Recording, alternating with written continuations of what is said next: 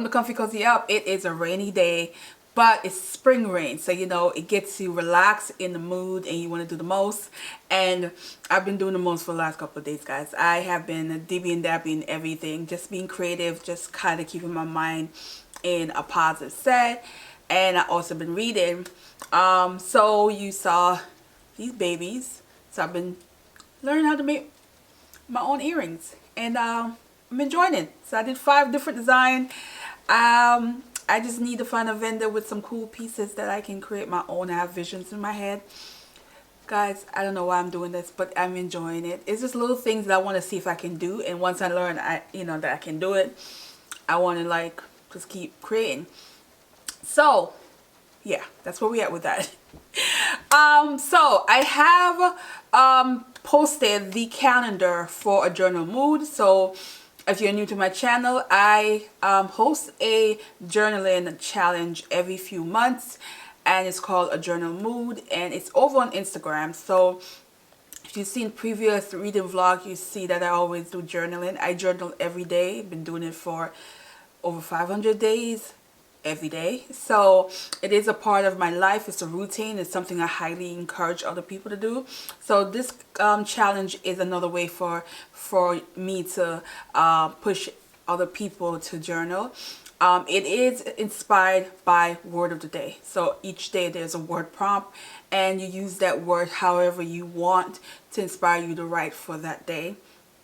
And on Instagram you can record you writing in your journal, or take a picture of you writing in your journal. You do not have to share what you write, but it's just to see that you're writing, and you can add some music to it to go with the theme. However, if you've been on my Instagram stories, you see that I do it because I do it every day, to give you an idea.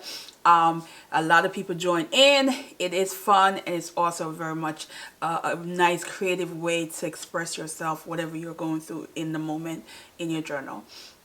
So go over to my Instagram so you can check out the calendar. You can see the 30 words, and join me in April. So it starts April 1st, and I'm excited. So what I want to do in this vlog. So I have been getting a lot of PR books that I haven't read that I wanted to show you guys, and then one that I'm currently reading. So Kingston Burn is one that I hope to get to this month, before the month over.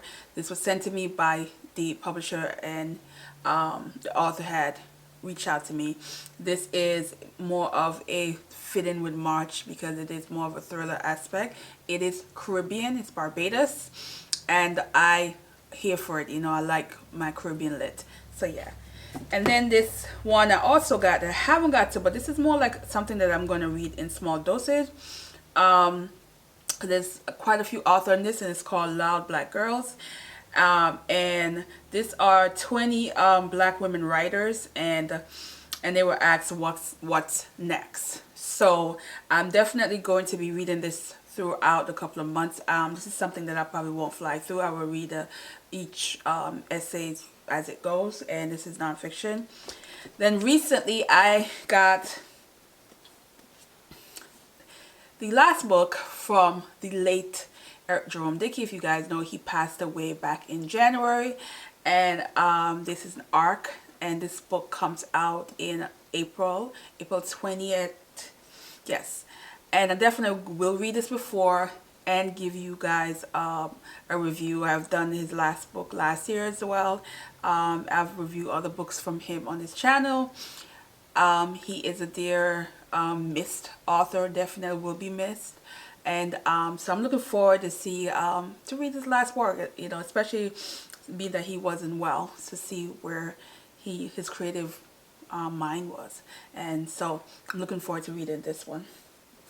Then this one did not request, but it came, and I was here for it. It says Sex Points, Reclaim Your Sex Life with the Revolutionary Multi-Point System. And arousal, desire, pain, and orgasm. Y'all know I'm single, very single. So when this book came, I laughed, and I'm like, in this kind of panorama situation, it's the struggle. But then I thought about it. I'm like, there's some interesting things when I was flipping through it that I'm like, I might actually really enjoy this, learning certain things, and as if I don't already know certain things, but it's just interesting to see the take on certain things of intimacy. So, yeah, we doing this. What I'm reading now is also an arc of a book that was released last month, and one of my Bookstagram friends sent me this copy, and I was gonna read it last month and didn't get to it, so this month I decided to pick it up. It's called This Close to Okay, and I am not that much left, guys. I am in this. Now, this is what I would call the most unrealistic book that I've read in a while. Very unrealistic, very much scratch your head, very much why? Like, in reality, how? That kind of deal. But I'm enjoying this unrealistic situation. So this is about a licensed therapist who saw a man attempted to take his life at a bridge, and she found a way to get him off the bridge and invite him to his house, to her house. So here now, you are a woman, you are single, live alone, and you invited a man who is mentally unstable, mentally unwell, to your home, and he doesn't know that you're a therapist. He doesn't know your that background of you, but in the midst of that, you became somewhat of his therapist in the middle of that he's unaware of, by using the same tactics that you will use with her actual patients. And what she did now is, while she's trying to get to know what's his issue, why he felt the need to, why he wants to end his life, she's also having to disclose her issues of things that's bothering her, things that's making her sad, things that's making her not okay, so that she can get him to open up. So this is how you learn so much about her, why she's making some of these decisions, and her failed marriage, what caused the failed marriage, and also his relationship, what caused that particular relationship to end. And there is an age gap. He's a 31-year-old man. She is 40. And it's interesting how it becomes more of a companion. It becomes more of, I help you, and in the midst of that, I'm helping myself kind of deal. But it also has some form of invasion in this, because you have the male character in this who is invading the privacy of things that she disclosed to him, in a way that I'm really interested to see how that's going to play out, because in part of him, you can tell they're similar. They are a mirror image in a certain way to each other, which is not really great when you see them struggling with different things. Although he's a much more on the edge, much more unwell than she is. She still has these painful issues that she's dealing with within the last year, but she just has better coping mechanism because of her career, what she does. That's where you get the differences. There are things in this that would make you scratch your head and make you question certain behavior, and this is why I said this is so unrealistic in a lot of ways. But then it gives you this idea of helping, when you can help someone during a crisis, even putting yourself in a questionable situation, in helping someone, that makes the story interesting and makes the story somewhat of a positive thing, not too crazy over the top, because you guys know how I feel about a lot of books that covers mental illness. I get annoyed, I get bothered, because they take it to an extreme that sometimes it clouds the story, that you don't get to enjoy it.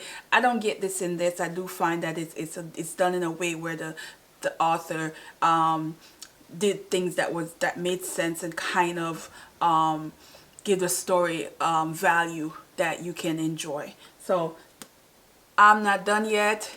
I don't have that far left, but I'm looking forward to see what's going to happen when when she find out what he been up to. And then I'm hoping to dig into this one as well. Not sure if it's going to be done in this vlog, but I'm hoping I can do it. This is The Lonely Londoner. This is a modern classic, and this is from a Trinidadian author, Sam Selvin. And this is an immigration story. You have a man who is known to be a pit stop for immigrants coming from his homeland of Trinidad. And this man he picked up at the train station has this overambitious stuff about him. Like, he doesn't want to listen. He think he knows it all. Never been outside of Trinidad. And this guy now is having to deal with that kind of personality. What is interesting about it is the side characters that he's talking about throughout the book. You have at the train station, where it was funny as hell, because I was just like, why he gotta do Jamaican people like that? I'm not feeling it.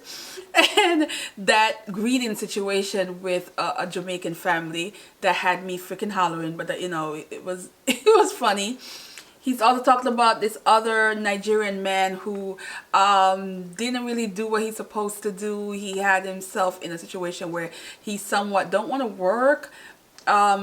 It's kind of like thinking that he's above certain kind of jobs, and find ways to con and get his way around through housing, hotel, hostel, and his friends, even though the woman he was involved with. And it's how he talks about different people and how their behavior impact newer immigrants, because there's that stereotype that comes with whatever negative behavior you did in a community, that starts to question everyone, you know, put all the islands in a box. So if one island person did this, they all gonna be the same, that kind of deal.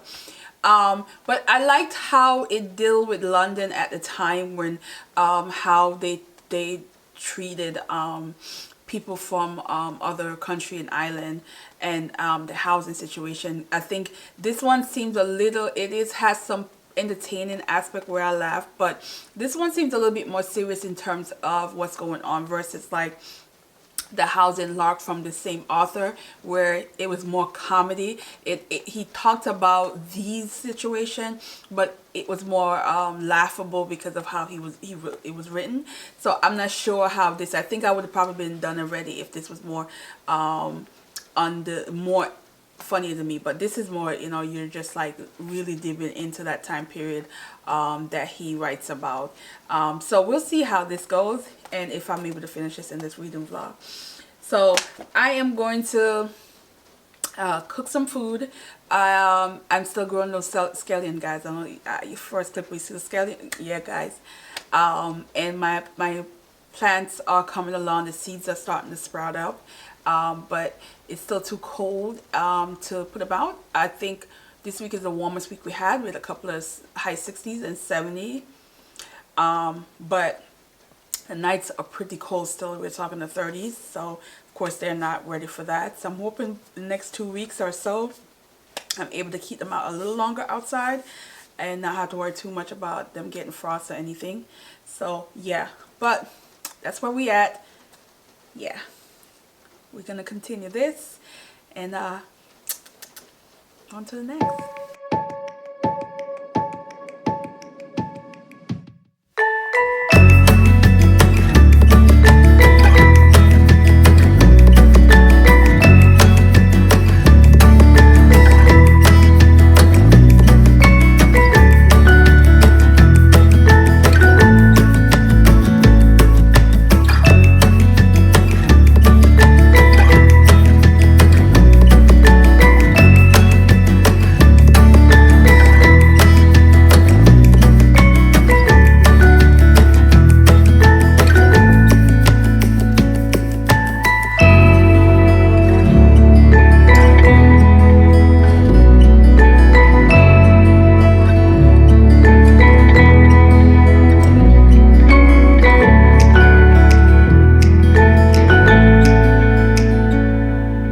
Hey guys, so I am sweaty, but I got my workout in. I did 45 minutes on the bike, and then I did some ab workout. But then while I was working out, I got a special delivery. So you guys know I've been on this DIY kick, making everything. I do mean everything. So yeah, so I'm gonna show you a little what I got. So guys, over here, it's still a mess.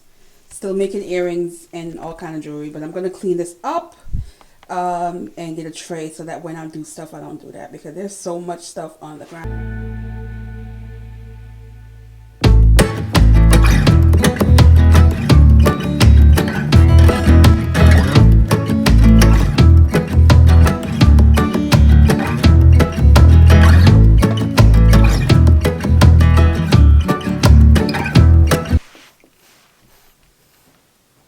Alright guys, let me show you.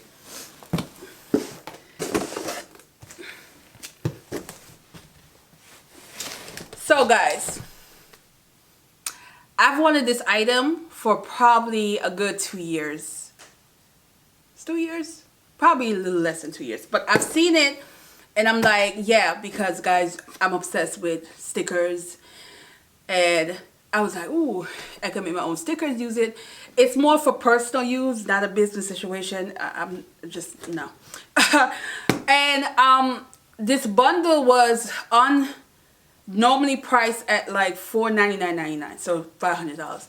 I'm not paying that kind of money. But they had an amazing sale last week where full bundle for $239.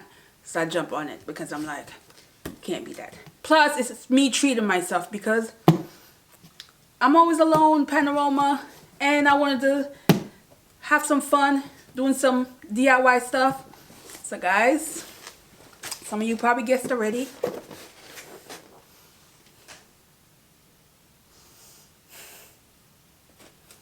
Guys, I got a cricket. I'm so excited. Oh my God, I have all weekend to play around with this and see how I can do it. I got mugs, I have a pencil bag, I have some things I've been working on to print out, just to play around until I can do it all. And I'm excited. It's not even open yet, guys. I am going to set it up later because I have to clear area because it should fit based on the size. And the bundle pretty much came with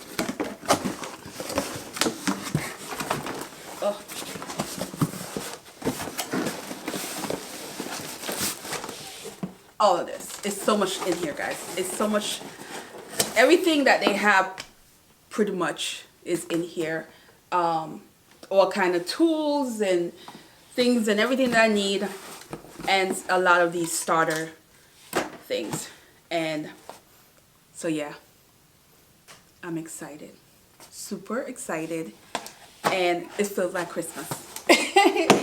And I had to treat myself, and I don't know what I'm gonna be doing with myself all weekend, but you probably will see it at some point what I do and what I can come up with and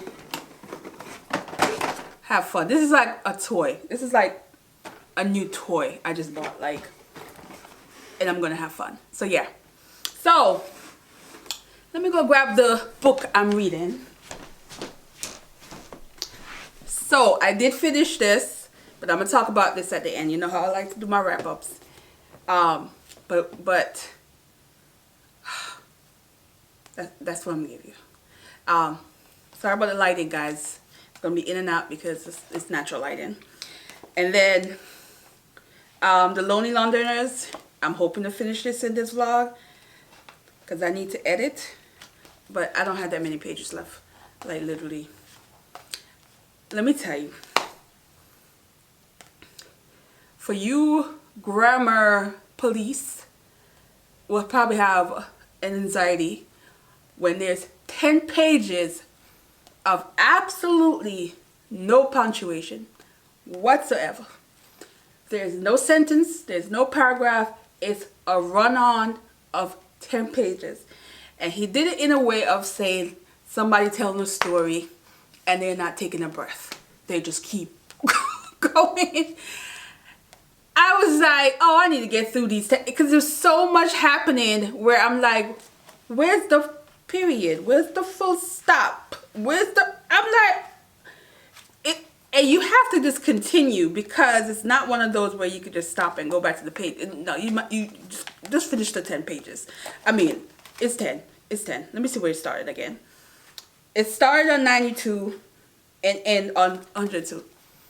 Of no punctuation. I was just like, he and there's no paragraph in this, which, you know,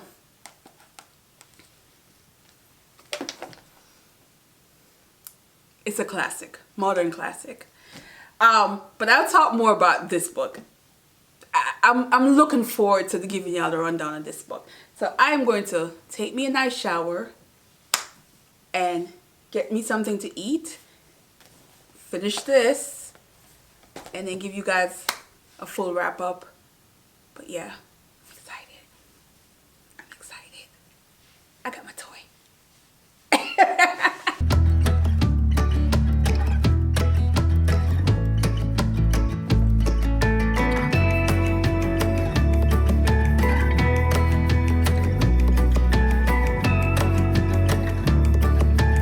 Hey guys, so today I'm just having a turkey burger and a salad.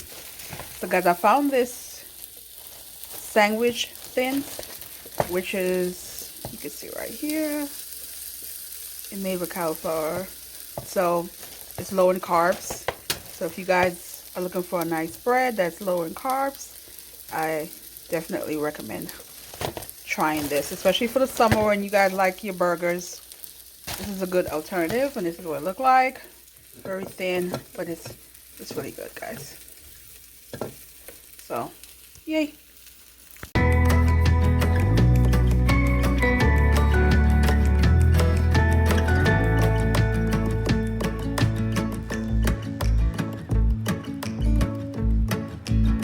So, give you a rundown. So we're gonna start with This Close to Okay. This is Lisa Cross Smith, and I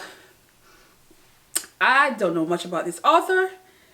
Not sure if this,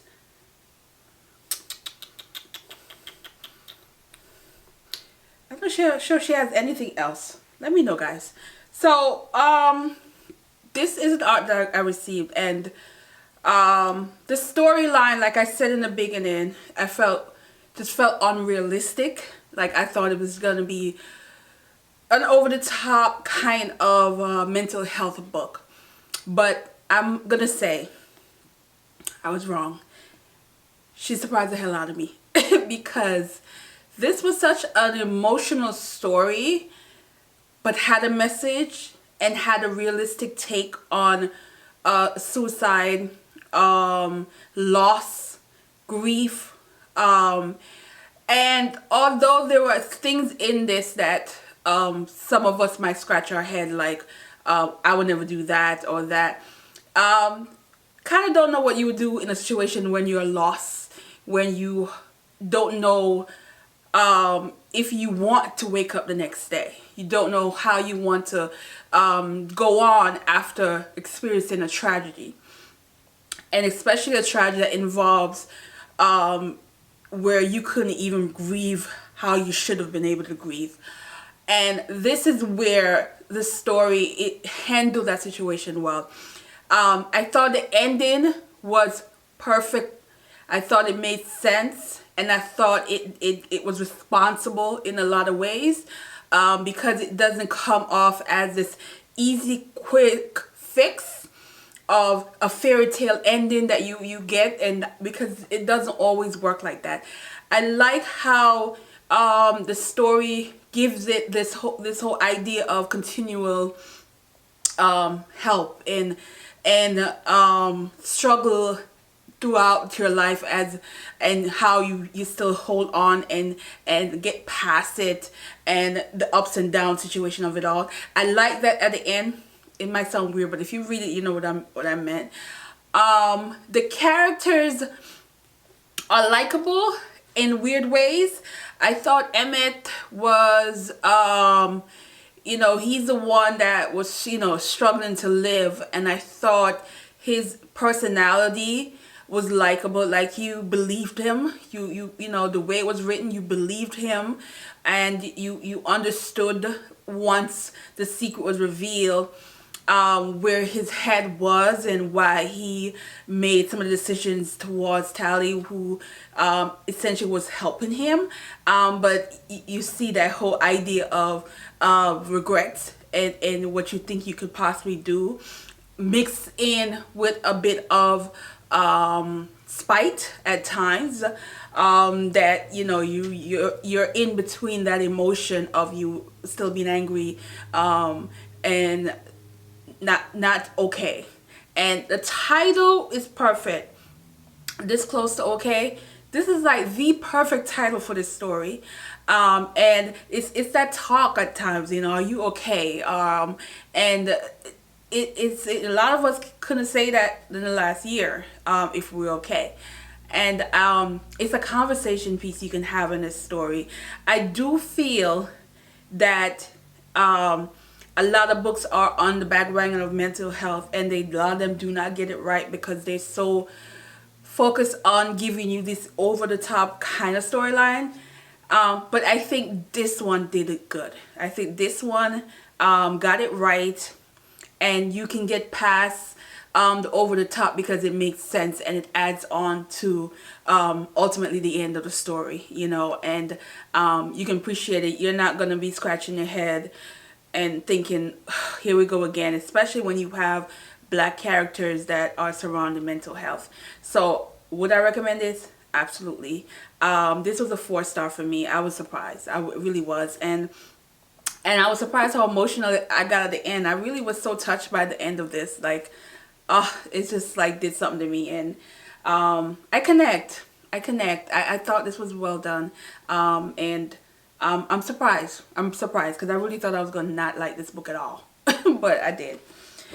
And then we move on to Sam Sullivan. Now, this is The Lonely Londoners. This book is a modern classic. The storyline took place in the 50s in London, and it surrounds immigrants. These are men and women from the islands. There is one character that is Nigerian. Yeah.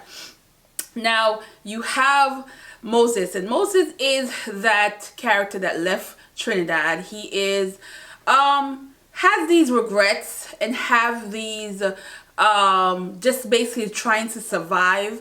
He's poor. He's not living in the best condition because back then a lot of immigrants were living in very low income housing situation. They're renting a room. They're living with other people, but they're learning to survive. And he is in this story. This kind of like doesn't really have a plot to me. It's more of a he meet this guy that, well, what he used to do is people come from his island, he will host them, help them get a house, help them get a job, that kind of deal. And he met this character who is fresh to London, from Trinidad, and he has this idea of what he expects to get.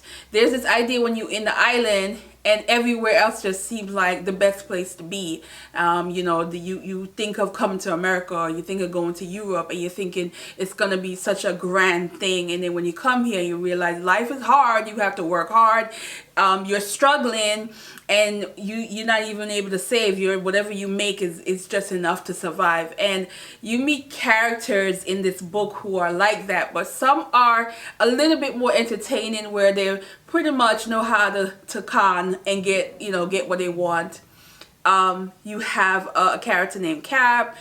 You have there's a few ones in here that were five forgot the other ones that were like memorable in terms of the shenanigans, but they knew how to scheme their way into do what they want. There's one character that just didn't want to work, and he was very, very good at finding ways to manipulate and get what he wants and work. So Moses is like telling the new guy all of his friends, not really friends, but associate lifestyle and how they do things. And there's some things in this that it's very funny. And I think with this author, he's able to talk about serious stuff because this has some serious topic of, you know, immigration, discrimination, poverty, but he did it in a way which he did also if you read the Housing Lark. And the Housing Lark, you know, I feel like a lot of these characters are similar to some of the characters in the Housing Lark, where he find humor in it. He find ways to, that you're reading it and you can laugh about some of the silly things the character do. It's very authentic Caribbean because the nicknames, because it's somebody, it's not a real name, but the nicknames and why they got the name, there's always something that they did and that name stuck, and that's what they are known as. There is this, I think if you're from London, you might have a nostalgic feel to the book because there's certain things that he talks about, certain areas of London that I've never heard of. But I think if you're from that area, you would know the area. But what I would say with this, compared to the other one, it's like the other book, Housing Lark, I feel like there's a plot in terms of they were all trying to save money to get a house, that kind of deal, versus this is just him life. Okay, this is this character's story. So each couple of pages you're just hearing him telling a story of one of the character, an event, a party. There is a party scene in this that was funny. Now both of his books, he doesn't have chapters. It's very much, there's no chapter, and there's not really break either. It's just keep going. And but this one surprised me with that pages I talked about before. I was just like, wow. Like, I mean, I thought Dickens was bad, but this one right here took the cake for me, because I was just like, how in the world do you write that many pages and there's no sentence, there's no full stop, there's no there's just no period. I just couldn't, like, it was just like, wow. Writing, he can write. He could definitely write, and it was clever how he did those 10 pages, because you can tell it was just a runoff of somebody just talking and not breaking, and you just hearing this, that, oh, this happened, blah, blah, blah, blah, and they keep going. It was cleverly done how it was done, because it was in an event that was happening. That's how that scene was set up in the book. I would definitely read more of his books. This is the second book I read from this author. This is a Caribbean author, classic. I would definitely recommend it. I mean, The Housing Lark was my favorite compared to the two, but this is still good. I did laugh quite a few bit of some of the shenanigans that were happening. The seagull, that was funny. You know, the pigeon situation, that was funny. You know, there's quite a few things in here. The fete scene and all that was quite entertaining in this. But it's, again, but you do get a sad take of what a lot of them were dealing with in the 50s in London when it comes to immigration and poverty, and the jobs that were given to them. They, you know, they didn't have, I mean, they were struggling. these were really struggling folks. But like a lot of us island people, we struggle, but we still find ways to entertain ourselves in the midst of our struggle. You know, and that's something that's embedded in us, in our culture, that we struggle, but we're just not going to just sit there and not live. You know, we're still going to find ways to have fun, even though we don't have no money in our pockets. That's the gist you get from this. And yeah, so we're going to end this, guys, and I get to edit, and then I'm going to start playing with my new toy. Guys, I'm so excited. So, and yeah, this is another earring I made. So I'm on a roll, guys. This is the 6th one I made. So I've been trying to wear them out, test them out, and see what I like, what I don't like, what I want to do next. It's a hobby, guys. What? Question. Since the panorama, you know, what are some of the things you started doing that you never did before, hobby-wise, something you picked up that you never, you used to do, and you find that within the last year you've had this strong desire to do? Let me know, because I'm wondering if other people have experienced this new creative juice that's flowing, that is caused by a lot of alone time. So this is the reason for all of this, and I'm kind of enjoying it. I'm enjoying my creative space that I'm in right now, and I'm just wondering if other people are experiencing the same thing. So yeah, comment. So thanks for watching, guys, and have a good day.